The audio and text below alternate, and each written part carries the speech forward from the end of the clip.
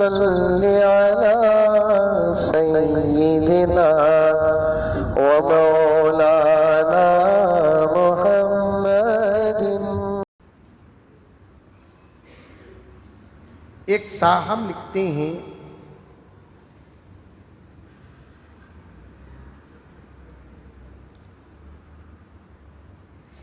خان اور سید میں رشتہ ہو سکتا ہے کیا؟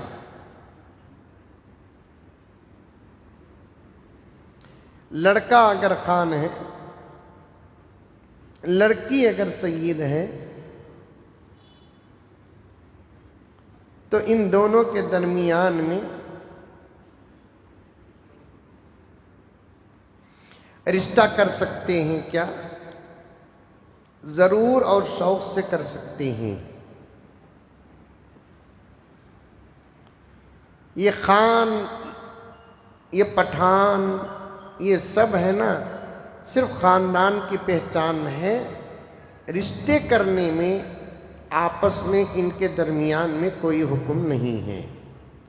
خاندان سب رشتوں کی پہچان ہے۔ پہچان کے ساتھ اگر فضیلت کسی خاندان کو ہے تو وہ سید کو ہے۔ اگر آپ سید نہیں، بچی سید ہے تو کر سکتے ہیں۔ آپ سید ہے، بچی سید نہیں ہے، تب بھی کر سکتے ہیں۔ جب سیدوں کا رشتہ ہی سب سے ہو سکتا ہے، خان پٹھان کس حساب کے؟ ایک سوال ہے، کان میں پانی آ رہا ہے، روزہ ہوتا ہے کہ نہیں ہوتا ہے؟ کان سے یا ناک سے خون پیپ پانی باہر نکل رہا ہے، اس سے روزہ نہیں ٹوٹتا۔ وہ خون پیپ آنے کی وجہ سے آپ دوا ڈال رہے ہیں تو پھر روزہ ٹوٹ جائے گا۔ جی، روزہ نہیں ٹوٹتا۔ بلغم اگر اندر ہی اندر سے نگل لیے تو روزہ نہیں ٹوٹتا۔ بلغم میں سے خون بھی اگر آ گیا تو روزہ نہیں ٹوٹتا۔ اگر کوئی اوپر بیٹھے ہیں اور ہم نیچے بیٹھ کر قرآن پڑھ سکتے ہیں کیا؟ کہاں اوپر کہاں نیچے اس کی تو بتلا دو۔ پلنگ میں کوئی اوپر بیٹھے ہیں، نیچے اگر بیٹھے ہیں، پڑھ سکتے ہیں۔ اگر وہ اوپر بیٹھنے والے قرآن کے ادب میں نیچے بیٹھ جاتے ہیں تو بہت اچھا ہے۔ سمجھ میں آئی باتیں؟ نہیں تو پڑھ سکتے ہیں، ذرا دور ہو جانا چاہیے تاکہ قرآن کا ادب احترام رہے۔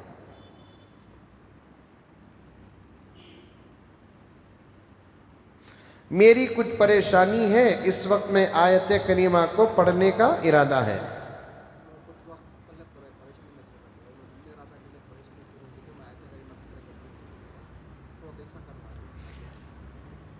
کچھ پریشان تھے، انہوں نے ارادہ کر لیا کہ اگر میری پریشانی دور ہو گئی تو میں آیت کریمہ یعنی آیت الکرسی وغیرہ میں پڑھ لیتی ہوں، تو اگر پریشانی چلے گئی پڑھ لیجئے، آپ کی نیت وعدہ پورا ہو جائے گا۔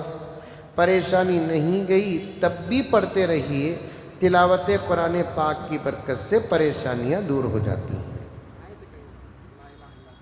پڑھ سکتے، کتنی مرتبہ پڑھنا؟ پریشانی کو دور کرنے کے لیے 40 مرتبہ پڑھو، 40 مرتبہ سے زیادہ بھی پڑھ سکتی ہیں۔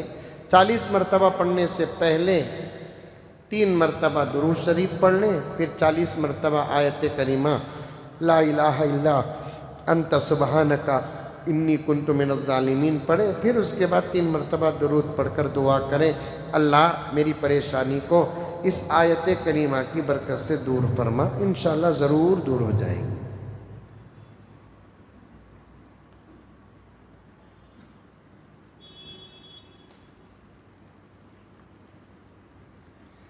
ایک بچی فون کرتی ہے، لکھتی ہے کہ میں ایک اسٹوڈنٹس ہوں، میں کیا اعتکاف میں یہ نیت کر سکتی ہوں کہ میں تھوڑی دیر دنیاوی تعلیم پڑھ سکوں؟ پڑھ سکتی ہیں۔ اعتکاف کے اپنے ماحول میں رہ کر آپ دنیاوی کوئی ایگزام پیپر کا یہ کرنا ہے تو کر سکتی ہے، لیکن آن لائن کلاس میں جوائن نہیں ہو سکتی۔ سمجھ میں نہیں بات ہے؟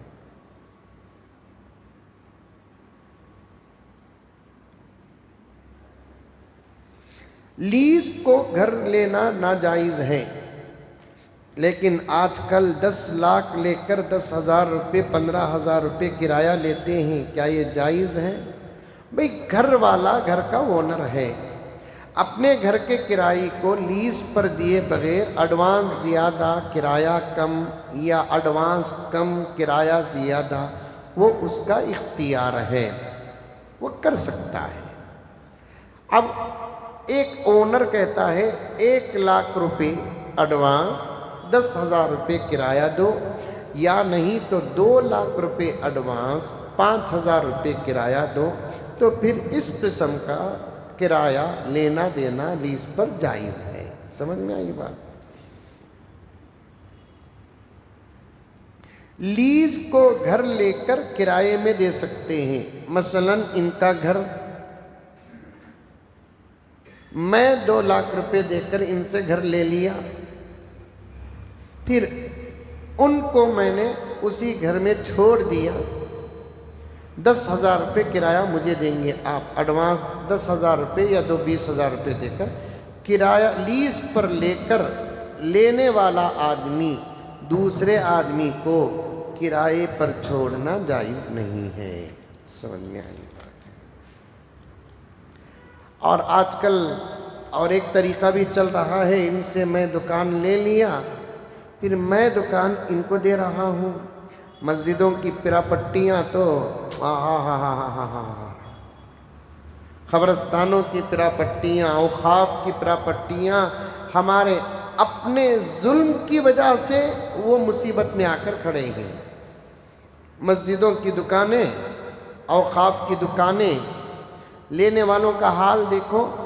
ایک آدمی مسجد کا دکان لیا 3,000 روپے کرائے میں، پھر دوسرے آدمی کو وہ چھوڑ رہا ہے 10,000 روپے کرائے میں، پھر انہیں اور ایک آدمی کو چھوڑ رہا ہے 20,000 روپے کرائے میں، تیسرے آدمی سے 20,000 روپے لے کر تیسرا آدمی 10,000 روپے دوسرے آدمی کو دیتا ہے، دوسرا آدمی 10,000 روپے لے کر 7,000 روپے رکھ لے کر 3,000 روپے اونر کو دیتا ہے۔ تقریباً تنویر صاحب مسجدوں کی پراپٹیوں کا یہ حال بنا ہے، اوقاف کی پراپٹیوں کا یہ حال بنا ہے۔ آدمی دنیا ہی کو آخرت سمجھ بیٹھا ہے، موت کو بھول بیٹھا ہے، اور یہ بھول گیا کہ مجھے میرے معاملات کا حساب بھی اللہ تعالیٰ کو دینا ہے۔ آرام ہے، الاجارۃ علی الاجارہ، کرائے میں لے کر کرائے کو دینا کہاں جائز ہے؟ چل رہا ہے۔ رشتہ داروں کا، پڑوسی کا اور مسافروں کا حق کیا ہے؟ ماشاءاللہ بہت اچھا سوال ہے۔ رشتہ داروں کا حق، بھائی بہن ہیں، غیر شادی شدہ ہیں تو پھر آپ ذمہ دار ہیں، شادی شدہ ہیں تب بھی آپ ذمہ دار ہیں۔ ان کے ساتھ اچھا سلوک کرنا، جیسا کہ 2-3 دن سے بات آ رہی ہے، کبھی وہ دعوت دیے تو ان کے پاس جانا، پھر اگر آپ دعوت دیتے ہیں تو وہ آپ کے پاس آنا، یہ سب رشتوں کا حق ہے۔ اور ان حقوں میں سے ایک حق کیا ہے کہ سگے بھائی بہنوں کو باپ کی پراپرٹی میں جو حصہ ملتا ہے ان کو پورا شریعت کے مطابق دینا حق ادا کرنے کے برابر ہے۔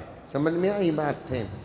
پڑوسی کا بھی وہی حق ہے، آپ کا پڑوسی کس حالت میں ہے دریافت کرو، اور پڑوسی کے حال احوال پر کڑی نظر رکھو۔ گھر کے اندر اگر اچھا پکتا ہے تو پھر پڑوسیوں کو دے کر بھیجو، پڑوسیوں میں بیمار اگر کوئی ہیں تو پھر ان کی عیادت کرو، پڑوسیوں میں اگر کوئی انتقال ہو جاتے ہیں تو ان کی تعزیت اور تسلی کے سامان مہیا کرو۔ پڑوسیوں کا حق یہ ہے کہ تمہارے کسی کام سے ان کو تکلیف نہیں ہونا، نہ تمہاری آوازوں سے ان کو تکلیف ہونا، نہ تمہارے اور دوسرے چیزوں سے ان کو تکلیف ہونا، یہاں تک کہ ان کے گھر کے سامنے ایک احاطہ 30-40 کی سگا ہے، 20-40 میں تمہارا گھر ہے اور ایک 20-40 میں ان کا گھر ہے، تو پھر تمہیں ان کے گھر کے سامنے اپنی گاڑی کو پارک کرنا ہے تو ان سے اجازت لینا پڑے گا۔ پھر ایک گھر آپ کا ہے نیچے، اور ایک گھر آپ کے پڑوسی کا اوپر ہے یا آپ اوپر ہیں انہیں نیچے ہیں، تو کوئی ایسا کام نہ کرے کہ ان کے گھر کے اندر کے سکون میں فرق آئے۔ یہ سب پڑوسیوں کے حقوق ہے۔ پیارے آقا صلی اللہ علیہ وسلم پڑوسیوں کے حقوق اتنے بیان کرتے، صحابہ کو تقریباً یقین ہو گیا تھا کہ بہت جلد نبی پاک صلی اللہ علیہ وسلم پراپٹیوں میں بھی پڑوسیوں کا حصہ شاید طے کرنے والے ہیں۔ اس حد تک پڑوسیوں کے بارے میں آقا صلی اللہ علیہ وسلم اچھا سلوک کرنے کا حکم فرماتے تھے۔ مسافروں کا بھی وہی حق ہے، ساتھ میں سفر کر رہے ہیں تو آپ ان کے ساتھ اچھا سلوک کرو۔ سمجھ میں آئی بات ہے۔ غسل واجب ہو جانے کے بعد موبائل میں قرآن کو چھو سکتے ہیں۔ اس سے پہلے سوال آ گیا کہ پیچھے کیا کہتے ہیں پوچھ ہے اور سامنے ٹیمپر گلاس ہے، تو پھر اس صورت میں یہ غلاف کے حکم میں آ گیا۔ غلاف کے ذریعے سے جیسے اٹھاتے ہیں یا قرآن کو کبھی ضرورت پر ایسے پکڑ کر اٹھاتے ہیں تو اٹھانا جائز ہے، لیکن میرا یہاں پر یہ سوال ہے، غسل واجب ہونے کے بعد اتنی دیر غسل کرنے میں کیوں کرتے ہو کہ بیچ میں آپ کو قرآن اٹھانے کا موقع مل جائے؟ غسل واجب ہوتے ہی فوراً غسل کر لینا چاہیے، کسی طریقے سے بھی غسل واجب کیوں نہ ہو، غسل کرنے میں دیر نہیں کرنا۔ ایک روایت میں یہاں تک آیا ہے، اس گھر کے اندر رحمت کے فرشتے داخل نہیں ہوتے جس گھر کے اندر لوگ ناپاک رہتے ہیں۔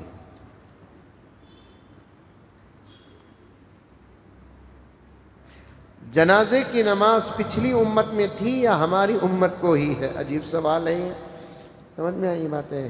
بہت ساری عبادتیں پہلی امت میں بھی تھی، طریقہ الگ تھا، سمجھ میں آئی بات ہے۔ موسیٰ کو حکم ہوا کہ فلاں مرا پڑا ہے، اس کے تجہیز و تکفین اور جنازے کا انتظام کرو۔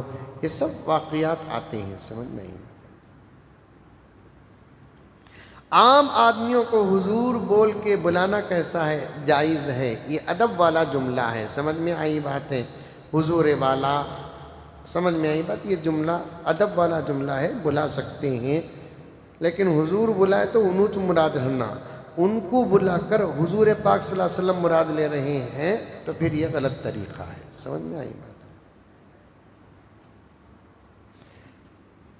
مہندی ہاتھ کے دونوں طرف لگانا کیسا ہے؟ ادھر بھی لگانا، کیا کان نہیں لگا رہے ہیں آج بابا، یہاں تک لگا رہے ہیں، دیوانی بچیاں کہیں کے،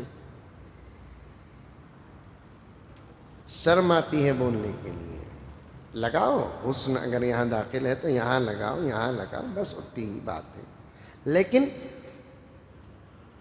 عورتوں کو عورتیں مہندی لگائیں، یا عورتوں کو وہ مرد مہندی لگائے جس مرد کو وہ عورت کو چھونا جائز ہے۔ بابا بیٹی کو مہندی لگا سکتا ہے۔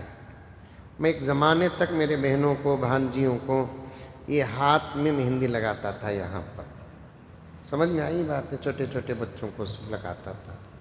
جائز ہے تو لگا سکتے ہیں۔ دکانہ میں جا کر ہاتھاں اتنا دور تک چڑھا لے کر دونوں ہاتھاں اس کے گھٹنے میں رکھ کر بیٹھتے نا بچیاں، یہ غیرت کیا ہوئی ہوگی؟ ان کی غیرت پر بھی سوال ہے، ان کے ماں باپ کی غیرت پر بھی سوال ہے، ان کے بھائیوں کی غیرت پر بھی سوال ہے، اگر شادی شدہ ہیں تو ان کے شوہر کی غیرت پر بھی سوال ہے۔ اور مجھے معاف کر دیں، جس گھر کی بچی مہندی لگانے کے لیے باہر جا کر مردوں کے سامنے اپنے ہاتھ پیش کر کے مہندی لگاتی ہے، اس بچی کو بے حیا کہنے سے پہلے اس کے باپ کو بے غیرت کہنا پڑے گا، اس کے بھائیوں کو بے غیرت کہنا پڑے گا، اور اگر وہ شادی شدہ ہے تو اس کے شوہر کو بے غیرت ہی نہیں دیوس کہنا پڑے گا۔ حدیث پاک میں یہ لفظ آتا ہے دیوس، اس کا ترجمہ اور اس کی تحقیق امام ابو حنیفہ کرتے ہیں کہ دیوس وہ شوہر ہے جس کی بیوی بے غیرت کام کرتی ہے اور شوہر کو غیرت نہیں آتی تو وہ ایسا مرد دیوس ہے۔ اس کے بعد امام ابو حنیفہ فرماتے ہیں دیوس وہ آدمی ہے جو جنت جانا تو دور کی بات کہ جنت کی خوشبو بھی نہیں سونگھے گا۔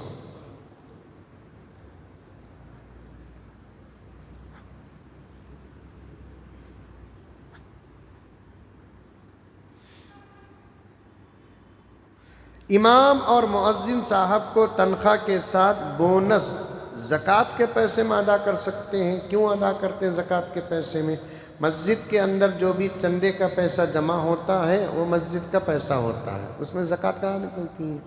اب صدر صاحب کی، سیکریٹری صاحب کی یا ممبران کی اپنے طرف سے تنخواہ دینے کی ذمہ داری لے لیے ہیں تو پھر وہ بونس میں زکوٰۃ کے پیسے نہیں دے سکتے۔ بونس پہلے ہی سے بونس وہ بھی تنخواہ کے حکم میں ہے، تنخواہ زکوٰۃ کی رقم میں دے نہیں سکتے۔ اگر کوئی زکوٰۃ کی رقم تنخواہ کے پیسوں میں سے دیتا ہے تو اس کی وہ زکوٰۃ ادا نہیں ہوتی۔ سمجھ میں؟ خالی امام اور مؤذن کا مسئلہ تو کہیں کہیں ملتا ہے۔ فیکٹریوں میں، دکانوں میں کام کرنے والے بچوں کو یجمان سال میں ایک مرتبہ تو کپڑے گپڑے کو بونس کو دیتے نہیں، وہ پیسہ بھی زکوٰۃ کا نہیں دینا۔ سمجھ میں آئی بات ہے؟ اگر دے رہے ہیں تو بول کر دے دینا۔ سمجھ میں آئی بات ہے؟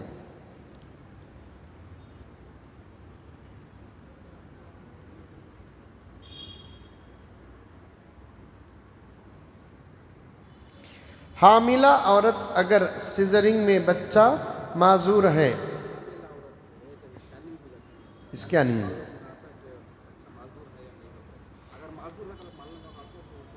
جی، قریب کے حضرات علماء کرام نے حالات حاضرہ کو سامنے رکھ کر، سمجھ میں آئی بات ہے، جدید فقہی مسائل کے اندر یہ مسئلہ موجود ہے کہ اگر ایسا معذور بچہ جو پوری زندگی انتہا درجے پر معذور ہوگا، اس کے باہر نکلنے کے بعد اس کا علاج کہیں بھی نہیں ہو سکتا ہے تو اس بچے کا ابورشن کرا سکتے ہیں۔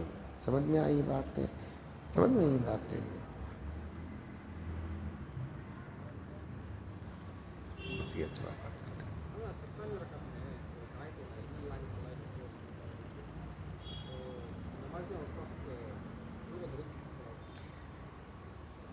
وَمَن يَقْنُتْ میں سورۃ الاحزاب میں ایک آیت ہے کہ آقا صلی اللہ علیہ وسلم پر درود پڑھنے کا، کہ امام صاحب جہراً آیت پڑھ رہے ہیں، پیچھے کھڑنے والے اگر درود پڑھ دیتے ہیں تو ان کی نماز ٹوٹ جاتی ہے۔ ہاں، پیچھے پڑھتے ہیں۔ اور کوئی سوال ہے؟ اعتکاف ضروری نہیں ہے، سنت کفایہ، جیسے فرض ایک فرض عین ہے اور ایک فرض کفایہ ہے۔ جنازے کی نماز فرض کفایہ ہے، محلے میں سے کوئی ایک پڑھ لیتا ہے تو پورے محلے پر سے وہ فرض ساقط ہو جاتا ہے۔ اعتکاف بھی وہی مسئلہ ہے کہ سنت کفایہ ہے، جو چاہے وہ بیٹھ سکتے ہیں۔ اگر پورے محلے میں کوئی نہیں بیٹھے تو تب جا کر پورا محلہ گنہگار ہوگا۔ محلے میں کوئی ایک دو بیٹھ جاتے ہیں تو اس کا حق ادا ہو جائے گا، لیکن یہ سنت کفایہ جو ہے نا، پورے 10 دن کے اعتکاف پر یہ حکم لگتا ہے، پورے محلے میں کم سے کم ایک آدمی صحیح 10 دن کا یا 9 دن کا مکمل اعتکاف کرنا پڑے گا۔ ایک دن 2 دن بیٹھ کر اٹھ جانے سے وہ سنت کفایہ کا حق ادا نہیں ہوگا۔ جی،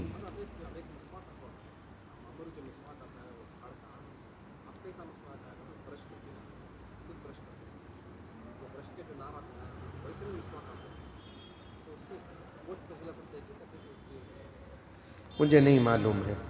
ساتھی کا سوال یہ ہے کہ مسواک جو کاڑی ہے، اب ایک نیا مسواک آرٹیفیشل آ رہا ہے جو برش کی طرح کاڑیاں وغیرہ رہتی ہیں، وہ کیا مسواک ہی ہے؟ مجھے ایک مرتبہ دکھاؤ، میں دیکھنے کے بعد دیکھتا ہوں مسائل کیا ہے ان کا۔ جی، اور کوئی سوال؟ لک الحمد لک شکریہ اللہ، اللہم صلی علی سیدنا نبینا مولانا محمد وبارک وسلم۔ ربنا آتنا فی الدنیا حسنۃ وفی الآخرۃ حسنۃ وقنا عذاب النار۔ اللہم انک عفو کریم تحب العفو فاعف عنا یا کریم۔ صلی اللہ تعالی علی خیر خلق محمد وآلہ وصحبہ اجمعین برحمتک یا ارحم الراحمین۔